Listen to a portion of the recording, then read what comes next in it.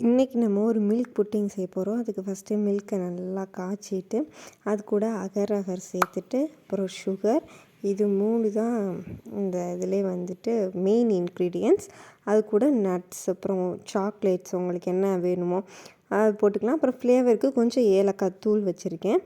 So அவ்வளோதான், ரொம்ப simple. And இந்த அகர் அகர், அதாவது இந்த கடல் பாசி, இயற்கையாக கிடைக்கிற இந்த கடல் பாசி வந்து வயிற்றுக்கு ரொம்ப நல்லது. வயிறு சம்மந்தமாக இருக்கிற எல்லா பிரச்சனைக்குமே, இந்த அல்சராக இருக்கட்டும், வயிறு சூடாகிறது, உடம்பு சூடாகிறது, எல்லாத்துக்குமே இது வந்து ஒரு பெஸ்ட் மெடிசன் அப்படின்னு சொல்கிறாங்க. இந்த வெயில் காலத்துக்கு இது வந்து ரொம்ப ஒரு நல்ல விஷயம். ஸோ உடம்புக்கு ரொம்ப குளிர்ச்சி தரக்கூடியது. நீங்கள் வந்து டயட்டில் இருக்கீங்க, உடம்பு வந்து குறையணும் அப்படின்னு நினச்சிங்க அப்படின்னா கண்டிப்பாக அதை ட்ரை பண்ணுங்கள். அடுத்து இந்த அகர் அகரை வந்து நம்ம ஃபஸ்ட்டு 5 மினிட்ஸ் கொஞ்சம் வாஷ் பண்ணிட்டு ஊற வச்சுட்டு அதுக்கப்புறமா தண்ணியில் இந்த மாதிரி போட்டு நல்லா கொதிக்க விடணும். நல்லா கொதித்ததுக்கப்புறமா அதை வடிகட்டிக்கலாம். இல்லை உங்களுக்கு நல்லா அது வந்து கரைஞ்சிருச்சு அப்படின்னாக்கா அப்படியே நீங்கள் ஆட் பண்ணிக்கலாம். ஸோ இப்போ கொதித்த பாலில் வந்து சர்க்கரை 1 கப் நான் ஆட் பண்ணேன். அதுக்கப்புறம் நல்லா கொதிக்கட்டும். அது சர்க்கரை நல்லா கரைஞ்சி அதுவே நல்லா கொதிச்சு வரட்டும். நல்லா க்ரீமியான மில்க் இருந்துச்சுன்னா இது ரொம்ப சூப்பராக இருக்கும். நான் ஃபஸ்ட்டு ஒயிட் மில்க் புட்டிங் செஞ்சுட்டு அதுக்கப்புறம் கொஞ்சம் வேறு கலர் எதுவும் இது பண்ணலாம் அப்படின்னு சொல்லிட்டு யோசிச்சப்போ ஃபுட் கலர் எதுக்கு ஆட் பண்ணிட்டு, நம்மள்ட்ட பீட்ரூட் இருக்குது. ஸோ பீட்ரூட் ஜூஸ் எடுத்து அதை பாயில் பண்ணிவிட்டு அந்த ஸ்மெல்லாம் போயிடும்.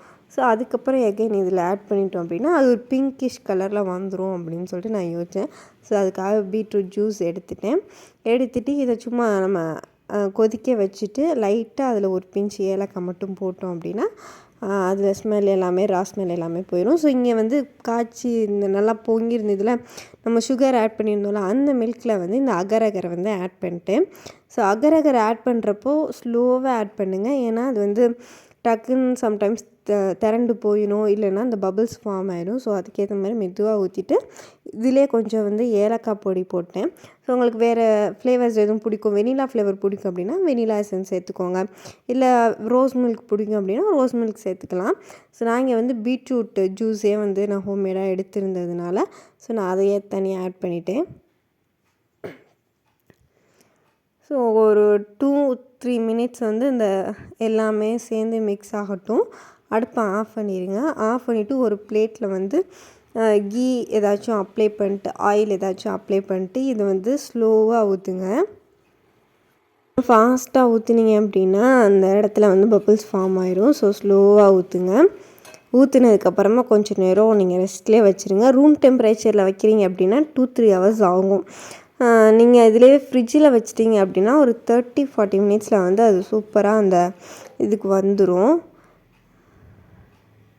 நல்லா புட்டிங் வந்து அந்த கரெக்டாக அந்த கன்சிஸ்டன்சிக்கு வந்துடும். ஸோ நீங்கள் என்ன பண்ணுறீங்கன்னா ரூம் டெம்பரேச்சர் வேணும், ஏன்னா இது கொஞ்சம் வெயில் கிளைமேட் தான். நீங்கள் ஃப்ரிட்ஜில் வைக்கிறீங்க அப்படின்னாலுமே வைக்கலாம். பேலன்ஸ் ஃபஸ்ட்டு என்ன பண்ணேன்னா ஒரு பாதி எடுத்து ஒரு பிளேட்டில் வந்து ஒயிட் மில்க் புட்டிங்காக நான் ஆட் பண்ணிவிட்டு மீதி கொஞ்சோண்டில் வந்து நான் பீட்ரூட் எசன்ஸை வந்து நான் ஆட் பண்ணுறேன். ஆட் பண்ணதுக்கப்புறம் அதையுமே நம்ம ஸ்லோவாக தான் ஆட் பண்ணணும். டக்குன்னு தெரிஞ்சிச்சு அப்படின்னாக்கா போச்சு. ஸோ நம்ம ஸ்லோவாக ஆட் பண்ணிவிட்டு நல்லா மிக்ஸ் பண்ணிட்டேன். அதை ஆஃபில் தான் வச்சுட்டு நான் பண்ணேன். அதுக்கப்புறமா அதையும் தனியாக வந்து நான் ஒரு பிளேட்டில் வந்து ஊற்றிட்டேன். உங்களுக்கு என்ன ஷேப் வேணும், இல்லை நான் ஹார்ட் ஷேப்பில் வச்சுருக்கேன் அந்த மாதிரினாலும் பண்ணிக்கலாம். 3 பொருள் தான், பால், சுகர், அகர் அகர், இது 3 இருந்துச்சு அப்படின்னாலே சூப்பராக பண்ணிடலாம். ஸோ அப்படியே ஃப்ரீசரில் வச்சுட்டு எனக்கு என்னென்னா அந்த மில்க் மெய்டு அந்த இது கொஞ்சம் பிடிக்கும். ஸோ இன்னும் ஸ்வீட்னஸ் எனக்கு வேணும் அப்படின்றதுனால நான் ஃப்ரீசரில் வச்சதுக்கப்புறம் எனக்கு இந்த ஐடியா வந்துச்சு. ஸோ அது மேலே மில்க் மெய்ட் கொஞ்சம் ஊற்றிட்டேன். ஸோ ஜஸ்ட்டு ஒரு 30 மினிட்ஸில் நான் ஓப்பன் பண்ணி பார்த்தப்போ அந்த மில்க் மெய்டு வந்து நல்லா மெல்ட் ஆகி அப்படியே அது கூட நல்லா ஜெல் ஆக ஆரம்பிச்சிருச்சு. அது சூப்பராக இருந்தது. அந்த கலரு ஒயிட்டும் சரி பிங்க்கும் சரி. நான் ஒயிட்டை வந்து லைட்டாக டெம்ப்ட் ஆகி கொஞ்சம் டேஸ்ட் பண்ண ஆரம்பிச்சிட்டேன். அதுக்கப்புறம் சரி இன்னும் கொஞ்சம் நேரம் ஃப்ரீசரில் இருக்கட்டும் அப்படின்னு சொல்லிட்டு நான் கொஞ்சம் எடுத்து சாப்பிட்டேன் நான். ஸோ அந்த ஒரு ஃப்ளேவர் வந்து மில்க் மேடு லைட்டாக கொஞ்சம் ஜூஸியாக நல்லா இருந்தது. அதுக்கப்புறம் நம்ம கட் பண்ணுவோம் அப்படின்னு சொல்லிட்டு வெளியில் எடுத்துகிட்டு கரெக்டாக ஒரு 45 மினிட்ஸ் ஃப்ரீசரில் வச்சதுக்கப்புறமா நான் எடுத்து கட் பண்ண ஆரம்பித்தேன். ஸோ நல்லாவே அந்த ஒரு நல்லா ஜெல்லி மாதிரி சூப்பராக இருந்தது. ஸோ இந்த வெயில் கிளைமேட்டுக்கு வந்து உங்களுக்கு இது சூப்பரான ஒரு ஹெல்த்தியான ஒரு ரெசிபி தான். கண்டிப்பாக ட்ரை பண்ணி பாருங்கள்.